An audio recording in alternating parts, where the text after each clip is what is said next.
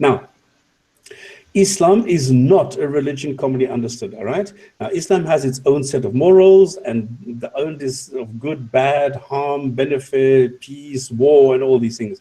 In Islam, apostasy is both a rebellion against the faith-based policies and whatever it has created around, as well as an act of public disorder in some sense in some countries. I mean, you need to, in Saudi Arabia, you need to appreciate that somebody who leaves Islam is a terrorist, okay? So individuals do not have the right to leave the Ummah.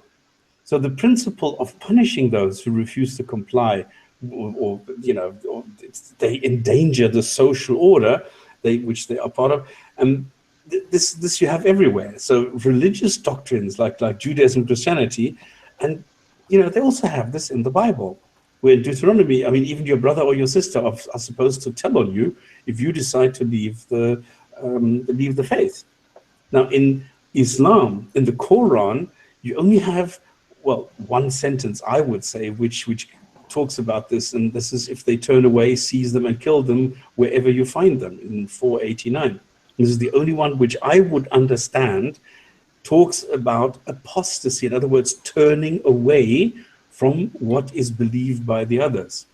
And then every time they return to the influence of disbelief, they fall back if they do not withdraw for it, and so on. So there's others who talk about this. Anyone who, after accepting the faith, utters unbelief, on them is the wrath of Allah, and theirs will be a dreadful penalty. And those who becometh a renegade or die in their disbelief, such are those works have fallen both the world and hereafter. Such are the rightful owners of the fire, they will abide therein. So in other words, this is God saying, if you go and apostatize, if you leave Islam, then I'm going to punish you like in any other way that the non-believers are being punished. But it's only the one which says that you need to be killed. Then the only place where it gets a little bit, well, worse, or it actually gets physical, is as usual in the Hadith, where it says, okay, if somebody leaves, kill them. And if they leave, then kill them. And then you have the muwatta of Imam Malik, says, should be executed, does not repent, should be executed, otherwise he should be executed. So, in other words, you have different groups within the Sunnis, where the Hanbali, for example, have two opinions, where they say somebody should be given a period for repentance consisting of 3 days, while others of the opinion that he's to be granted no time for reconsideration, but should be offered Islam, and if he doesn't accept it, kill them. The Shafi, for example, say if a Muslim becomes apostate, then the Imam shall grant him 3 days. He is not to be killed before this period expires, for the apostasy of a Muslim from his faith often results from his confusion. So then if he comes back, you're allowed to allow him back. If not, then you kill him. Maliki, 3 days also, is to be released. If he does not, he's to be killed on the 3rd day at sunset. So the Malikis are very, very explicit in this. Hanifis are a little bit different. If he accepts Islam thereafter, is good. If not, he is to be killed. For Allah says, kill those who believe in many gods. And they are quoting 9.5. I thought that the Maliki was 10 days, not 3. Okay, I have it here 3 days. If he repents on the 3 days, he is to be released, but if he is not, he is to be killed on the 3rd day at sunset. This is what I have as Malikis. And I don't have this. Yes, I have the source. I have 2 sources. One is answering, should I put this in there so people can take a look what the individual, because one I have from Answering Islam and one I have from WRFnet, Concept of Islam, WRF number. So I can put both of these in there so everybody can go and take a look for themselves what I've done here, what I've looked at. So, in reality, it doesn't matter if somebody leaves Islam, somebody kills them. They don't worry about these technicalities. So it's that, is that. Okay, you just said, regardless of what it says here in the various legal, whatever opinions, the reality is that sometimes you get killed and sometimes you don't. Sometimes you get killed only spiritually. In other words, people are ostracized. In other words, they're chucked out of the Ummah and people will not speak to them, like in Scientology. You're a disgusting person. They actually have this SP, the suppressive person. You have expressions in Scientology For people who leave and are then like the Jehovah's Witnesses, they also have this. They don't call us the suppressive person, but in Scientology you have this, that people are actually being told they have to cut with children, with parents, spouses amongst each other, family members, individually with everybody else, when they leave Scientology. And the same thing is true with Islam, where people are not killed physically, but spiritually. In other words, they are being shunned, they are being shut out of the mosque, they are no longer allowed to see the people, and the people, members of the mosque, are being told not to speak to that person. So this is the way that it works. So if you're not killed, you're lucky. But today, come on, if you're not in an Islamic country or a Muslim majority country, nothing happens. There are some cases where really very conservative parents will go and kill their own children because they have left Islam. But this is very rare. In reality, nothing happens to us. So isn't that more of a particular culture thing? Like I think with like Bangladeshis and Pakistanis and that region, they tend to there's a whole honor killing thing. But then you've got like Somalis where I don't think they kill, they usually just like disown. Well, I think it's more personal. I think it depends on the maybe the tribe or maybe the environment or whatever it is, because you can't generalize and say, well, in Bangladesh this is what happens. I think it's very regional. I think it's very much individual. Well, obviously, but you can always see if there's there's a pattern where the majority of one group tends to work a certain way. Okay, but now you need to go one step further. Because now they're looking for excuses not to kill the people. And now this is where the decision of the imam comes in. And this is where the tribal thought comes in, what you are talking about. Because now the people are saying, well, in the Quran it also says that somebody who leaves Islam and then fights Allah or fights Islam or fights the community, if they don't do that, then we might as well leave them go. And others are saying, it doesn't matter whether they actively leave, they are traitors from the Ummah and therefore they need to be killed or punished or whatever. So you have very different approaches to this, depending on the tribe, depending on the region, depending on who it is who is looking at this, because you have different sets of rules and different options laid out in front of you. So you have, okay, maybe it's 10 days, maybe it's 3 days. So you have a different number of days that you can reconsider. You have different options regarding of what your actions are afterwards. Then you can also go and say, well, he didn't really do anything against Islam. So if his conscience tells him, then he is blinded by God, and then we should just let him go and let God punish him. Others are saying no. There are also some scholars that whether or not they should be killed, I think they judge it on gender. Like I've heard some rulings that if it's a man who apostates, he should be given 3 days to repent, and if he doesn't, death. But what was that ruling about women? I think lifelong imprisonment in the house, not death. I see two problems with the apostate killings, just thinking about it just now. One comes from the Hadiths, where you have the story of the guy who used to write down the sayings of Muhammad, who ran to Mecca. You know the one I'm on about? The guy who ran away because he inserted a word. He suggested a word to Muhammad, and Muhammad adopted it, so he ran to Mecca.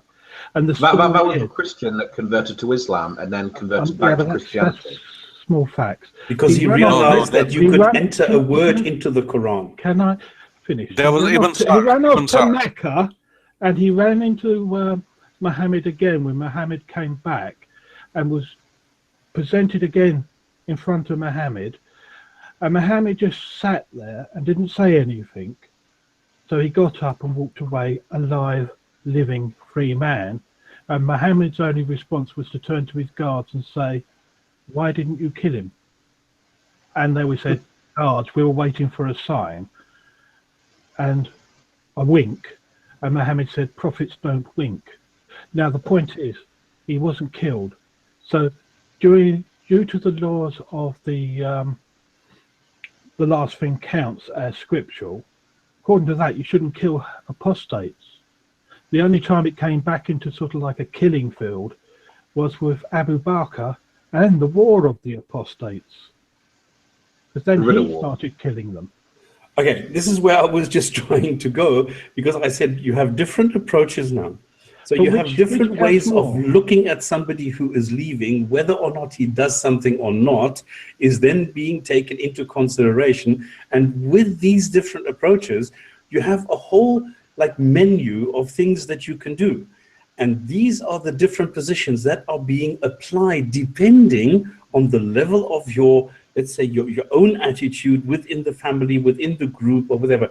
If you are fundamentalist, if you are conservative, if you are more orthodox, you will more tend to go towards the killing, just to be sure.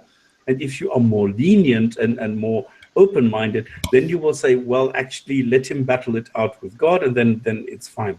So there's different approaches Can I which just are say being something on used in different ways by different people. And yes, people in the UK have been killed because they left, because the family could not handle it. This is what we just, somebody, I think Raven said this with the, or was it Mr. Thunderous, with the honor killings, where Pakistanis, for example, have a very, very strong sense of family honor for some odd reason, and say that if somebody leaves Islam, then it is a blemish on the family, which can only be expunged by killing the person. And that is it. This is the way that it works. Okay, so now go crazy. But now, Well, there's also the idea that killing someone is actually doing them a favor, because like to kill, like if they leave Islam, then they're sinning, and if you just leave them to go about their life, they'll keep on sinning more and more and more. Yeah, but they don't have time to When they repent. eventually die, they'll go to they'll get to a worse and worse and worse level of hell. So some people rationalize it as saying you're doing them a favor because you're killing them now, and so they'll get like a certain level of hell if you kill them now. Whereas if you just let them live a life of sin, they'd end up worse off in the hereafter. So you're doing them a favor. To kill them is a kindness. yeah, but the thing is, Yeah, you see, when you leave Islam, the perception is, I mean, this is the statement when you leave Islam, you're basically saying by your actions, Allah is not the true God. Stop it. That's the point of why you leave Islam, because you're making the declaration that this religion is not true.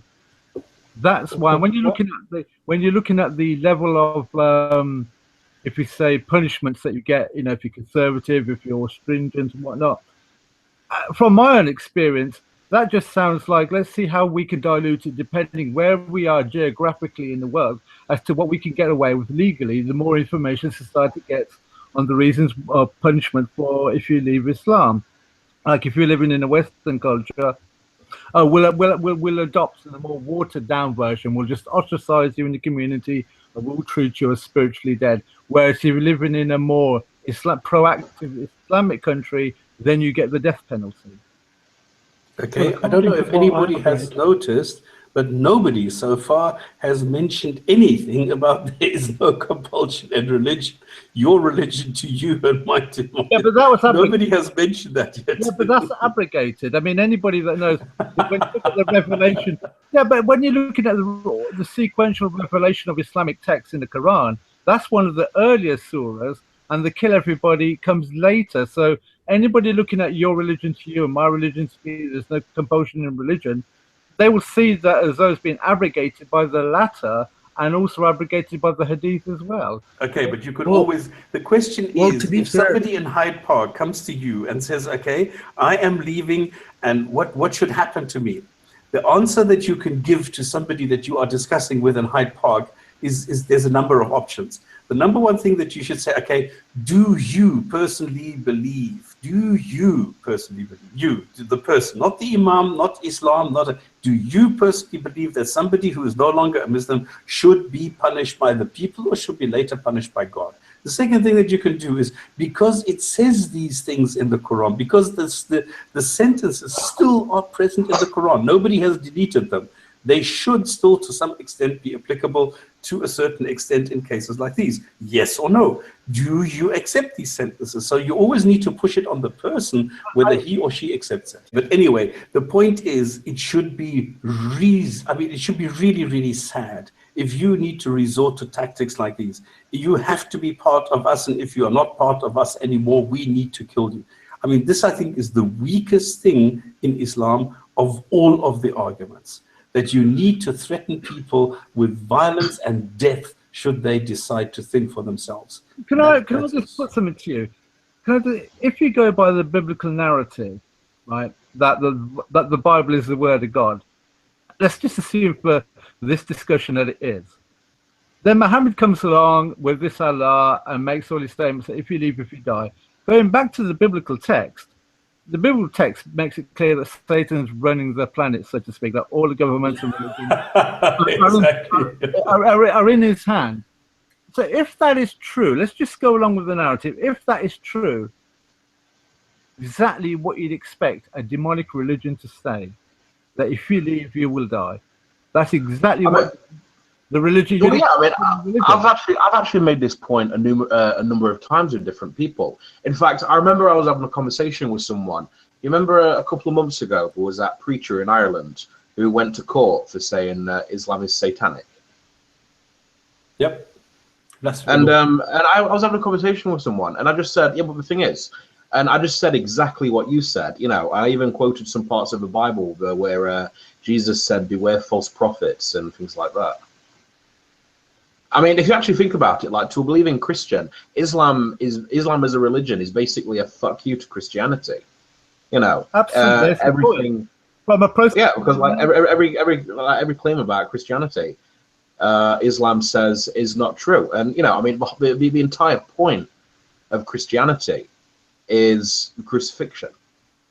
And then you got Islam saying not only did it not happen, but Allah, for a laugh, I guess, actually decided to trick the Christians into thinking this happened and switched in with a doppelganger, a lookalike. I mean, it's so stupid. Yeah, but you need to believe it. That's the process of elimination. Yeah, but it shows how weak Islam really is. It shows how weak the Islamic God really is. You say that, Sam, I take your point. But it also, if the biblical narrative is true, it shows how strong the Islamic religion is, and it also shows how indoctrinated or indoctrinating the Islamic religion is, that it can put that kind of... Of course, if Judaism's true, then that disqualifies both Christianity and Islam. Absolutely. Absolutely.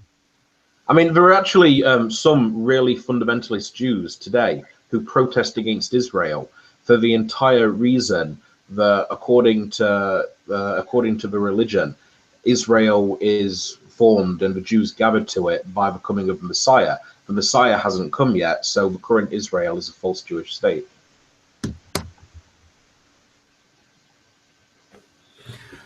Okay, any other opinions about ex-Muslims? What about fee crooks? Any other comments? I actually did have one. When he said that there is no compulsion in religion as being that no longer applies.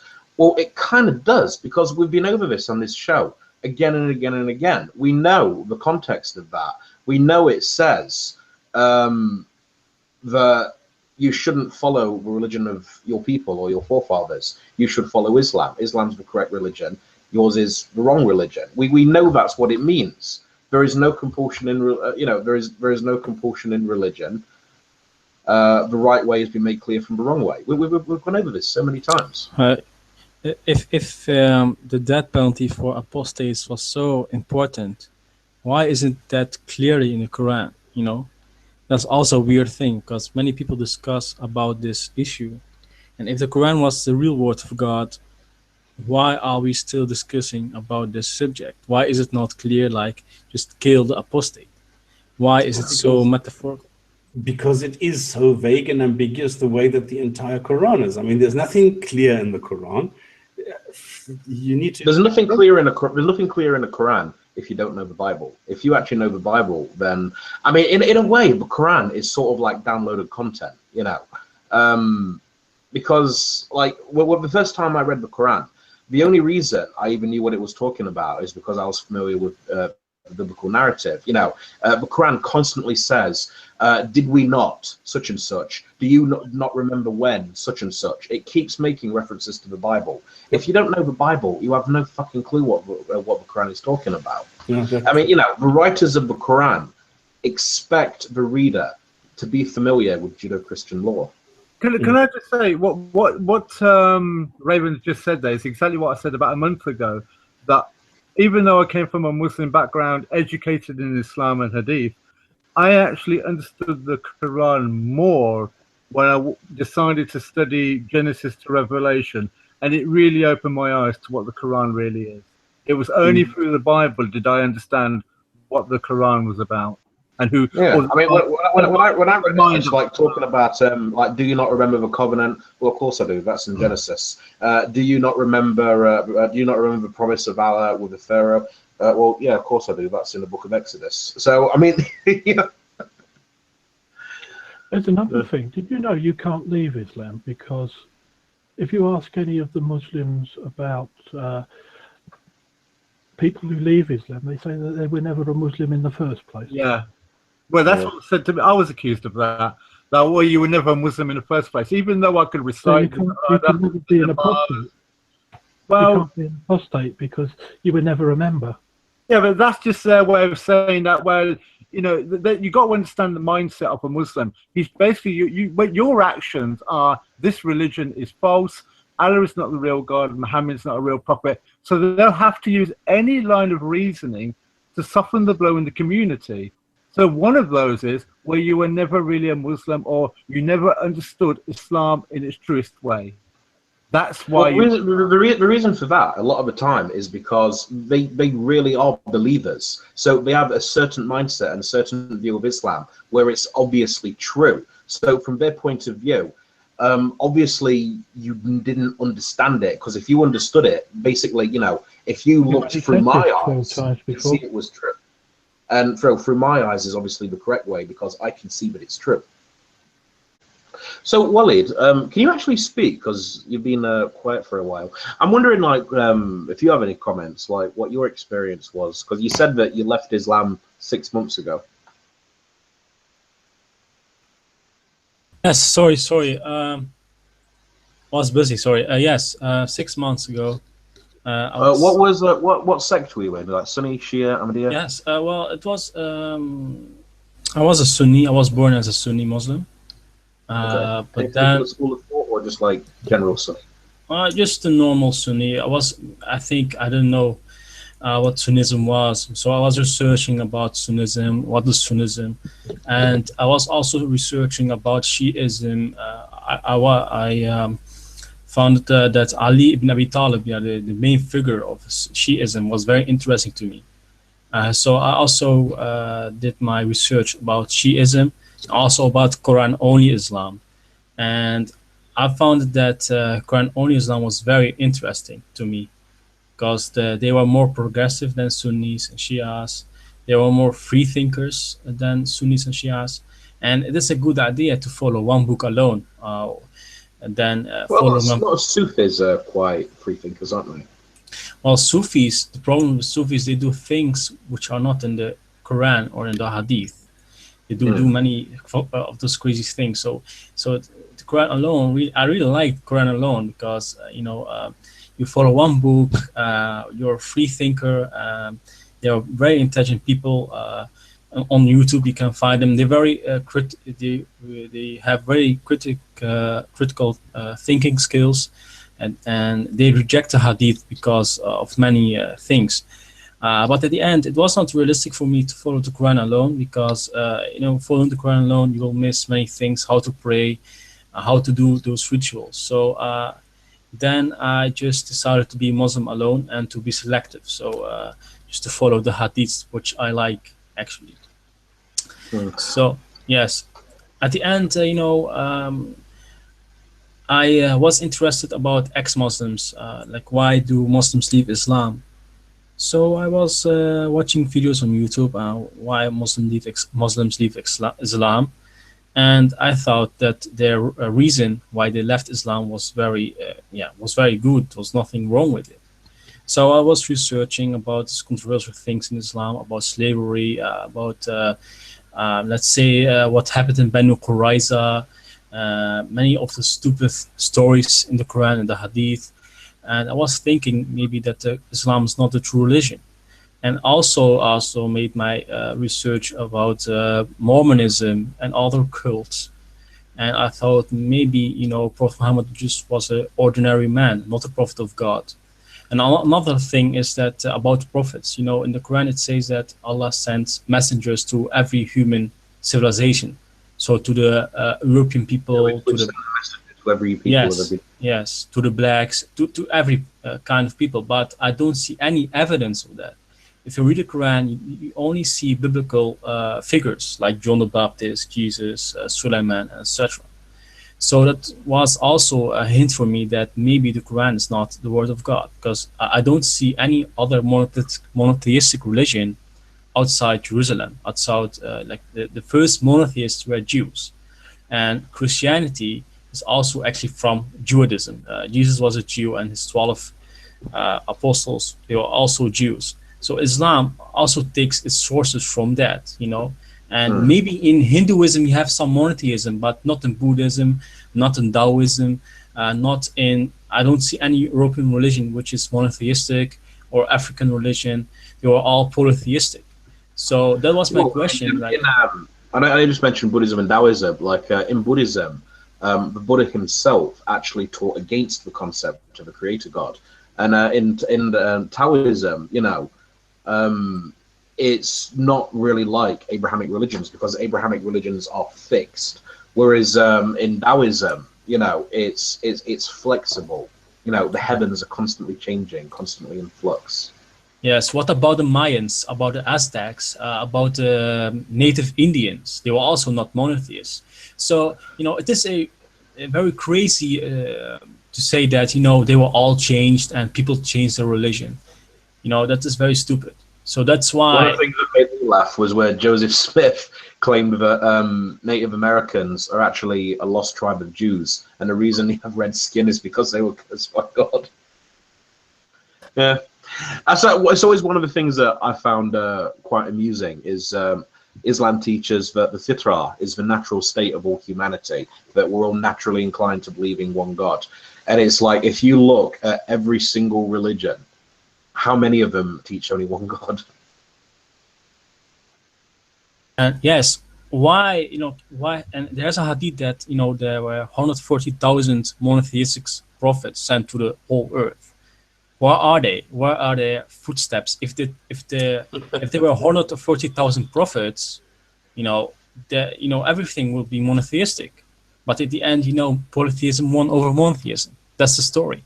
And, you know, somebody from Arabia has to fix that. Walid, when you first came here, you had just left Islam, and then like 2 weeks later you went back. What happened there? When?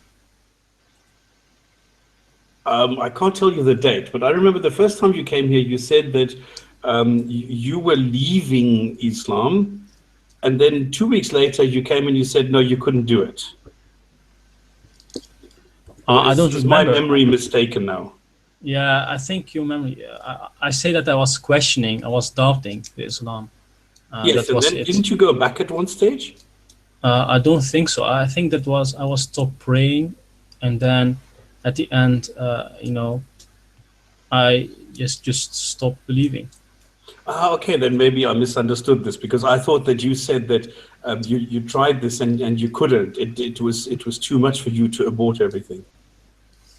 I don't remember that. Maybe, but Okay. what I can remember is that after that I'm asking you the question that I tried asking before: is if you were brought up in this and you believed this and you lived Islam, how do you feel after leaving? Because if you ask ex-Muslim, introverted smiles, and you know all these other people, they say there is a huge, big void in the beginning. Did you also have this?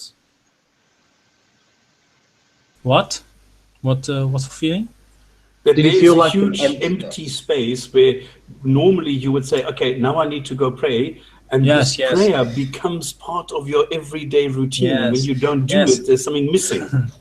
Well, I was not praying while I was a teen, but I think, you know, I felt not spiritual anymore, because, you know, prayer was a part of my spiritual life.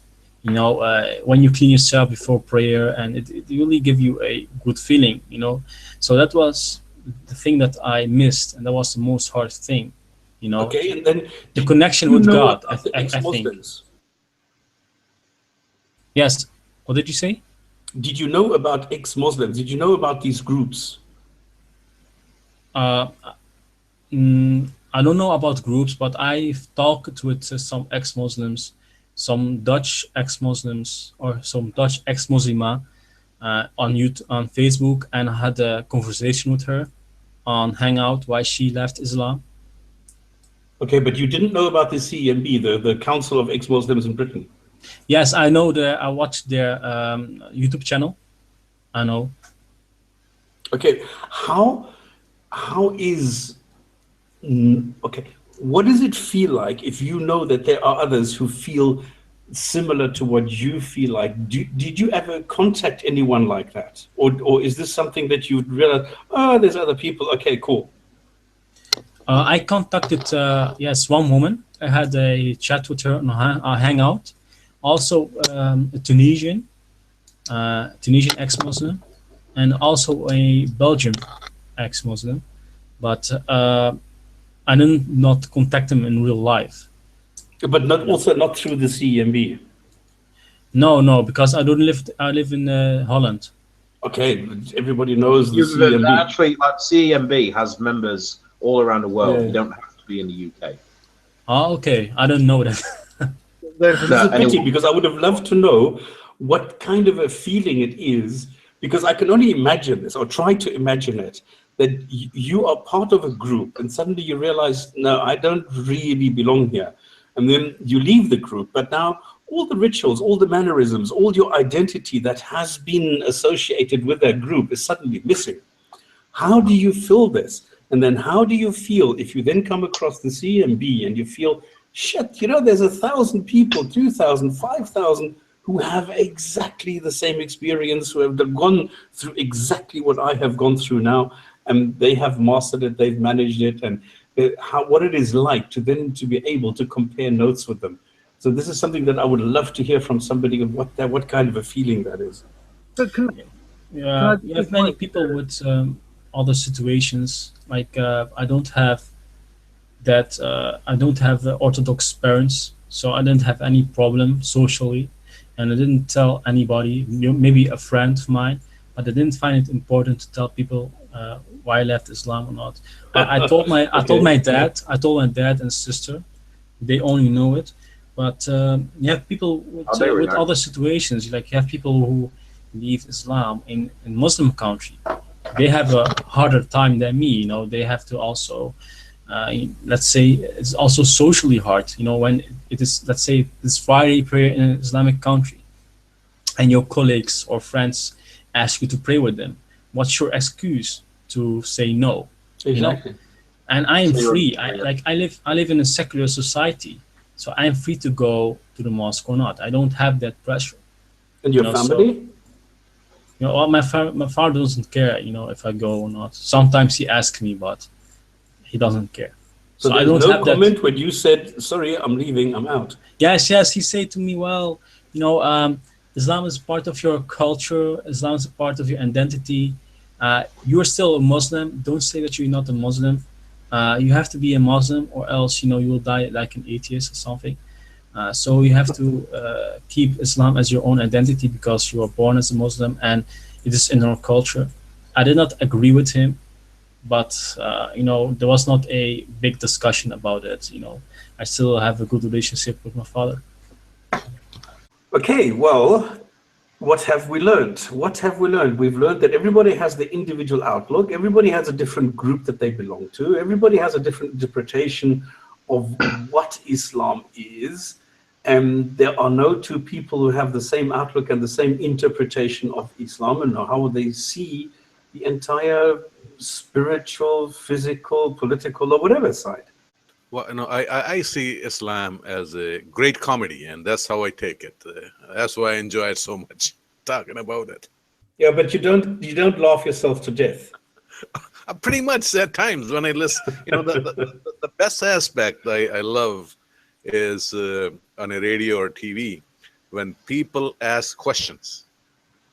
You know, most of the time people are not clear, and then there's a lineup of people asking questions to Maulanas.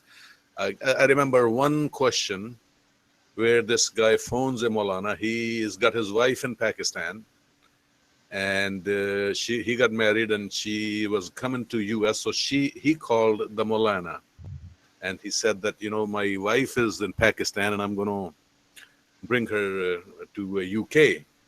And he says her father can drop her off at the airport, and then she will be travel here, and I'll be picking up here. Is it still, you know, in the plane, she will be without a mahram? Is it okay, or what should I do? These kind of questions I love. You know, because they're so silly. I think one of the funniest I heard, whereas it says, like in the Hadith, that a woman is permitted to travel alone. I think it's a certain number of days. And like scholars nowadays are trying to work out, well, okay, so if she's allowed to travel alone for like, what is it, 2 days or 3 days, how many miles would she cross? And then they give rulings about how many miles she can travel on a plane or something. Oh, yeah, flight attendant from Emirates about that, yeah. Yeah, and also they ask questions about when they are traveling. Apparently, you can shorten your prayers while you're traveling. Yeah.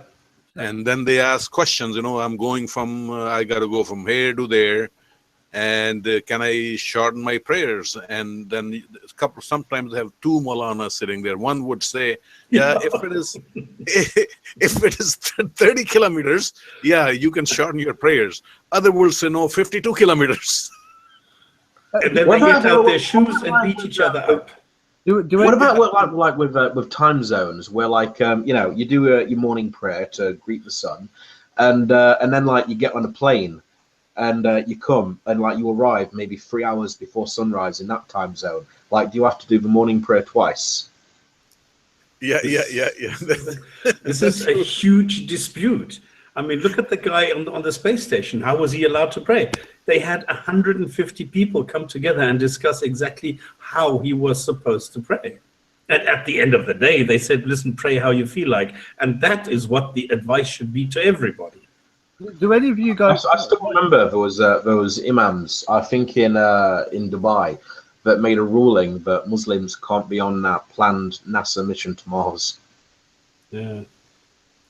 And I've just seen, now that we're at the end, Rob from my favorite South African he's gracing us with his company. Welcome, Rob. Welcome to the Gin and Tonic Show. Hello. What are you doing here? Unmute. Hello. Hi, how's it? Am I muted, or can you hear me? No, we can hear you. We're listening to you with bated breath. Hearing you Fantastic. 5x5. Let me just turn it up a little bit. I caught the end of your show. I've just got back home now after doing some work, and caught the end of your show. Hopefully I'll be able to tune in next week. And I love your videos, by the way, your critiques and stuff. You seem to have so much fun doing it. Absolutely. Are you based in South Africa? No, not anymore. Okay, cool. Because I picked up the accent, so no. And I was so proud that I got rid of it, but I was so, I guess a boykie is a boykie, eh? No. Once you get there, you get there. No, it's... to chat online with some other people. I didn't get down there this week. I was working, so hopefully we'll get down perhaps next weekend. Oh, that'd be brilliant! Yeah. Yeah, I try to do some filming. I tend to get caught up with some of the other atheist guys there in Speaker's Corner, so I don't get a chance to always speak to as many Muslims or Christians as I'd like to and record the conversations. I wish there was somebody that came down with a camera. I'd like to have all my conversations recorded, but I'm trying to do that with the camera on my hat and all that sort of stuff. But yes, I saw that. It's a bit shaky because I'm like nodding my head and looking around. So yeah. Listen, do you think we can have a one-on-one sometime and just put it on the channel just to get some background info on each other? Yeah, definitely. Yeah, let me know. Sort of most of the evenings, once I'm back from work, I can do something like that. So yeah, let me know. Brilliant. Okay. And I'll just send you a note with email or something like that, and then we can get together on Skype or whatever. Yeah, no, definitely. And greetings to all the other guys. I can't see all the names on there, but and I've just caught the end of it now, so I don't know anybody else other than you were talking about apostasy, etc. I'll do the hadith of the day, hadith of the week, and then with Rob, I'm just going to do sometime during the week. We'll just have a discussion, and then whenever. And what is left to do is just the hadith, which is Bukhari, volume 1, book 4, and it's number 139. And it's about ablutions. And I think everybody knows that the ablutions in Islam have nothing to do with cleaning or anything. It's a ritual that can be performed with dirt or sand or anything. It's a ritual. It has nothing to do with germs or anything of that sort. Nobody knew about this in those days. And this is narrated by Abbas bin Tamim, which is my uncle, asked Allah's apostle about a person who imagined to have passed wind during the prayer. Allah's apostle, which is Muhammad, replied, he should not leave his prayers until he hears a sound or smells something. End of hadith. Yeah, great. Now we've really learned something. We've learned what to do at the mosque. If you imagine that you're going to fart, yes, you need to wait. It sounds so funny, doesn't it? Well, this is why we always have this hadith of the week as a final segment of the show, just to leave it in high spirits, because they're really funny. What would be great in the future, especially any of the guys on here anyway, if there's something that you feel is useful, I will take up as a topic, especially if I've got some background on it, or if I can do some study up on it, and then I'll ask the guys in Hyde Park, because I go regularly, so I know the regular guys, and there's some guys that have got arguments, etc. I haven't found a good one yet, but they're reasonably intelligent guys. I know you do mock them a little bit, and that's fine, but they can have a conversation, most of them. And there's probably half a dozen of them that I know that go regularly, that can mostly defend a position, or at least understand what you're talking about. Do you know LDM? What kind of stuff are you looking for? So any sort of questions around, what do they believe and why? So I'm not that clued up like some of you guys might be on the in-depth part of the surahs and the hadiths. Although I've got a Quran that I'm reading through, and I've got. Well, do you know what the hadiths teach about Adam and Eve? No. Well, it says that the first humans were 90-foot giants made of clay. Okay, that's not something that comes up even at Hyde Park. They've never talked about that. So great to chat to you guys. Definitely wouldn't want to hijack this, and I know you're going to finish off now. But no. Next time we come around again, next Sunday, if I'm on the Sundays, I'll make a note, and if I'm available, because I typically, if I'm in Speaker's Corner, then I'll only get home a bit late. So I typically get there sort of 1-2 o'clock in the afternoon, and maybe stay until 7 or 8. Probably be home a bit earlier nowadays that it's becoming winter. So yeah, if I can catch the show, then I'll definitely do that. UK time, it starts at 7 p.m. Okay, great. I watched a couple of the videos on Speaker Corners, and I noticed, most of the people, you're arguing with people who got less than 20/20 vision, and it just get boring. Yes. I've got to sort of pick up the right guys. Obviously, I've had a challenge with Shabir, which a lot of people know about. But there are sort of 5 or 6 other guys, and I certainly want to chat to them. The one thing maybe for the next show for people to think about is they're coming now with this claim, and there's this London Dawa school that Gin and Tonic knows very well, and he's done so many refutation videos. But they're coming with this thing now about rationality. How do atheists account for rationality? And I didn't do the best job with Imran. I am now much better with that, but that may be something to chat about perhaps next time, because that's a philosophical / naturalistic position to take from a non-believer's point of view, and that's obviously borrowed from Christianity and slightly tweaked. And the presuppositionalist argument has really been debunked now extremely well by really knowledgeable guys. I've watched a few long 3-hour debates with this, and these guys have really put that to sleep now. But I want to get a really good refutation that I can get on video to stop these Muslims coming and asking atheists to account for rationality on our worldview. Well, it has nothing to do with being an atheist. It's a completely separate issue. But no, just what you said about it comes from Christianity, but it's slightly tweaked. I've always found it quite amusing that pretty much the greatest Dawa figure alive today is William Lane Craig. Yeah. This is the thoughts as well. The thing with LDM is they were taught by Thoughts who took everything from Craig and from the Christian apologists. This is why you see everything that the Christians said, popping up now in LDM or GTM or whatever they call themselves. Yes. So but there are a couple of very, very straightforward, very easy to do points that you can easily go and really knock them silly just by asking a single question. So yes. But we can chat about that either next week. We can make an entire show on apologists now, because I do like one apologist show every 2 months. Yes, and it's Do you interesting. think that you'd be able to get any of the people from Speaker's Corner to come on the Gin and Tonic show? Come on, I've written to all of them. They're all scared. Nobody comes here. Well, I'm asking the speakers, if he's actually talking to them in real life. Oh, and I've just realised, when I said yes. the Gin and Tonic show starts at 7 p.m, it will be 6 p.m. when the clocks go back. Because it's 6 GMT. So. Okay, so most likely I might miss Wow, the Raven! Wow! What? Are you mocking me? Yes. Why? I'm being helpful. It's always No, time for you're the boss not. to go back. You're making a noise. I think Walid is asking a question there.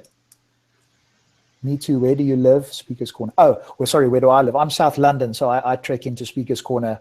It takes me about an hour to get in, so I'm in the South London area. So if you are there and you meet up, if you know what I look like, have a look at the videos, you'll see me there. And yeah, feel free to come over and have a chat. So yeah, I'll see if I can, but it'll be good to do an apologist thing, because I think most of the atheists, there's one or two, there is an atheist guy there that's actually quite clued up. He's quite philosophical. He studied quite a bit on philosophy. There's another one that's quite good on cosmology. The other guys, and there's one that knows a little bit about evolution. The other guys tend to be more, they just don't believe, but they can't really articulate it in a very concise way. And when they get, faced with rationality and some of the philosophical arguments, that's not their strong point. And that's things that I am interested in. So if I get, faced with that, instinctively I know it's bollocks, but I don't always have the particularly perfect answer to it there and then. So I'll go away and do some study like I have now on the rationality type thing.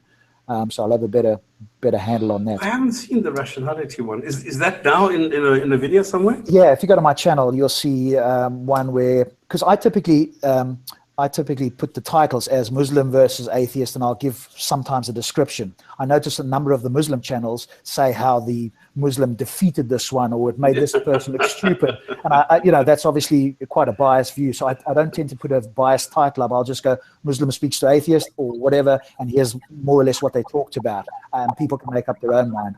I typically have a lot of Muslim subscribers and viewers.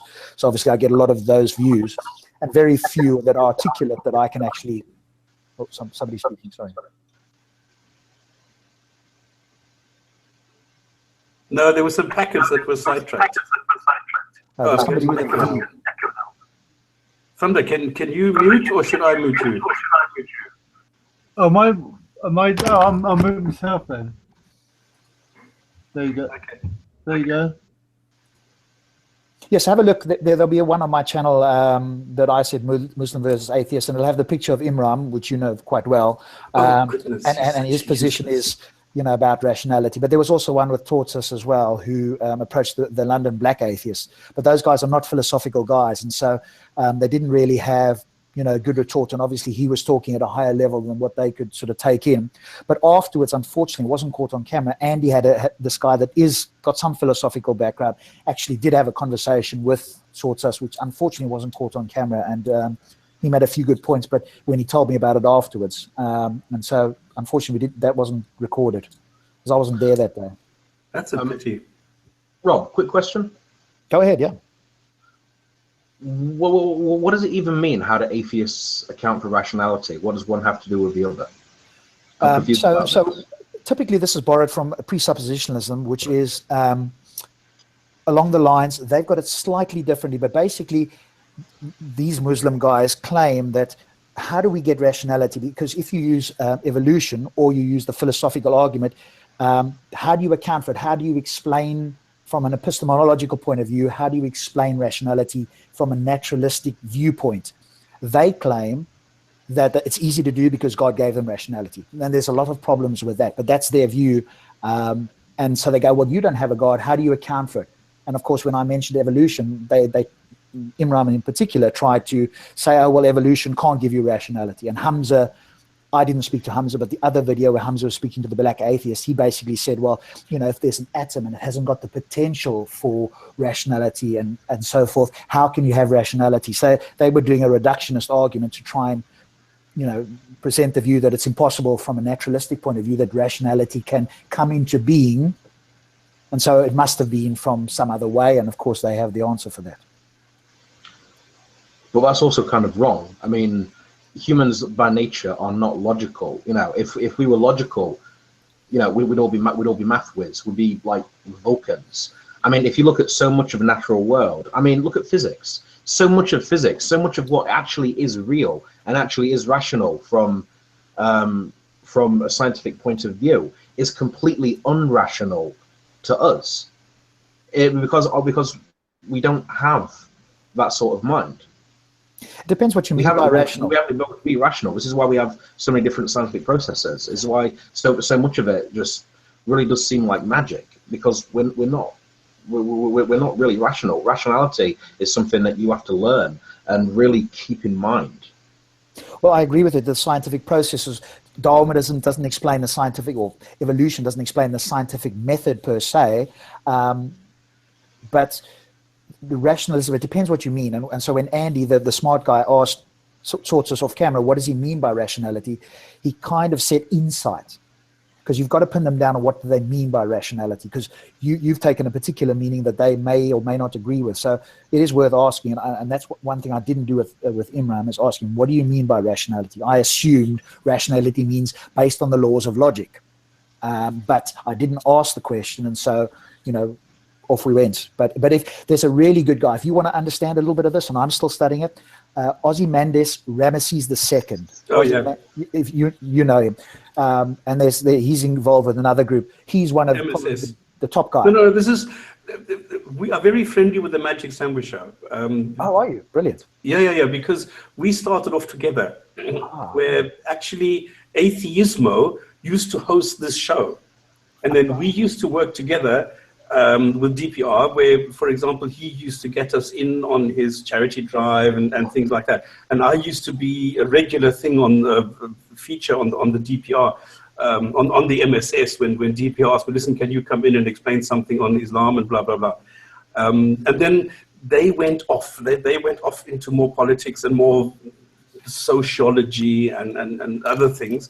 And we stuck to Islam. This is why we don't have this interaction so much anymore. Ah, okay, right. So when Hamza said by rationale, he meant like intuition. Insight. Insight. So, insight. Yeah. Well, what did he mean by that? Like intuition, like picking up body language, or what? That's a good question. Andy kind of didn't explain that, or I didn't understand what he meant by insight so much. So I'd have to ask somebody particularly what they mean by that. So, because obviously he's got his acolytes, which is obviously Imran, and that guy there's another guy that's on the channel, not on my channel, somebody else's that I'm subscribed to. Yes, that's the one. Yeah. So he's standing up there shouting about, how atheism is an incoherent worldview, etc., etc. So that's the push from those guys now. They're on the attack. In a sense, but I'd have to ask him specifically what he means by that. And then when he says insight, well, what do you mean by insight? So I've got to break it down, because otherwise we talk it up, at a high level, and then they can easily avoid it or say it means X and Y. So I've got to pin them down to what they mean by those particular things. But if you look at the channel I mentioned, he's gone through great refutations on this, because essentially from a philosophical point of view, we assume certain things like, quote, the law of logics, which, relates to rationality. So we assume it's a priori, it's axiomatic, it's self-attesting, and they do the same. But then they try to shift it to say, oh, well, God gives this to us. And that there's a problem with that. I don't want to go into too much now, because I'll use it next time I go on to Speaker's Corner. Okay. I will actually give Hamza Solstice credit for one single thing. Because of actually listening to Hamza, I actually learned something that I didn't know before. Mm-hmm. I was watching a debate with him where on video, and he said, "Can you give us the nutshell version?" Yeah, he said, "Can a mother give birth to herself?" And my first thought was, well, yeah, obviously cloning, but I assumed he meant without using a lab, and that was a question I'd never thought of before. And, can a mother give birth to herself? I'd never thought of that.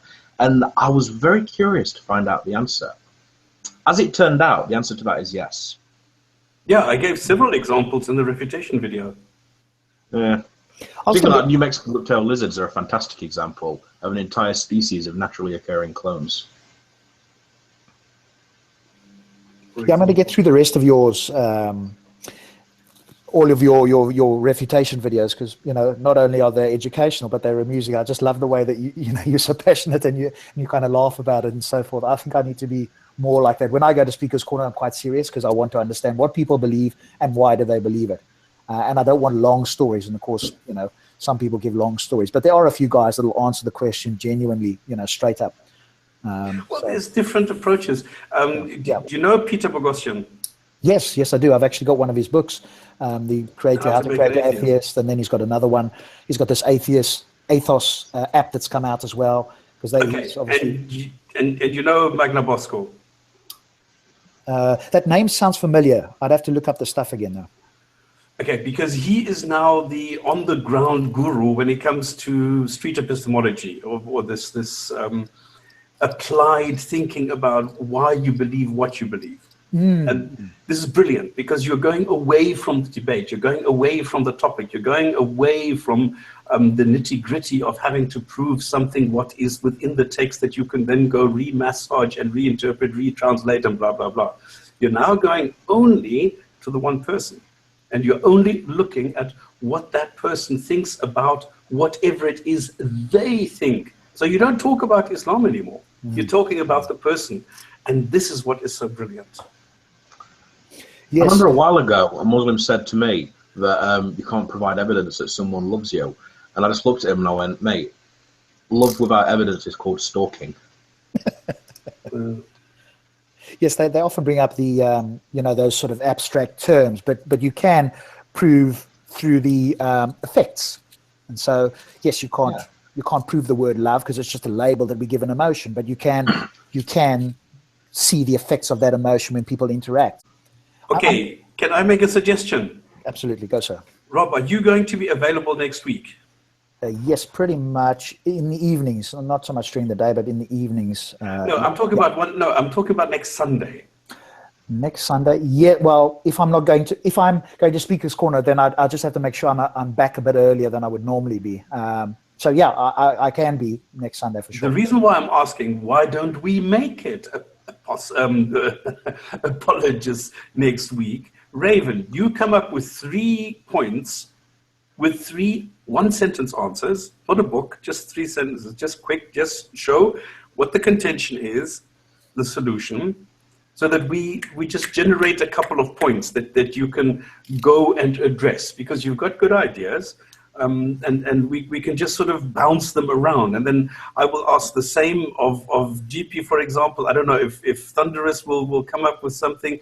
Alasa always has great ideas. And then we'll just see if between us we can come up with 10, 15 ideas, and then the refutation to those things that we commonly come across, and just to bounce them around. How's that as a suggestion? Well, one of the things that I know of, it's impossible for any Muslim to be a real believer, because in Surah Al-Anfal number 8, it says the real believers are only those to whom, when Allah is mentioned, their hearts overcome with the fear. You mention the word to Allah in front of any Muslim of the world, their heart will not overcome with fear. You see, that's a nice idea. That's a nice one-liner that you can throw out there. Show me one Muslim. Nobody can be a real Muslim. It's impractical. Bye, guys. Sexy thing. Talk to you next week. Have a good one. Great to meet you guys. I'll speak to you during the week. I'll set up something and then see you all next week here, when we're going to be talking about apologists. Once again. Sounds good.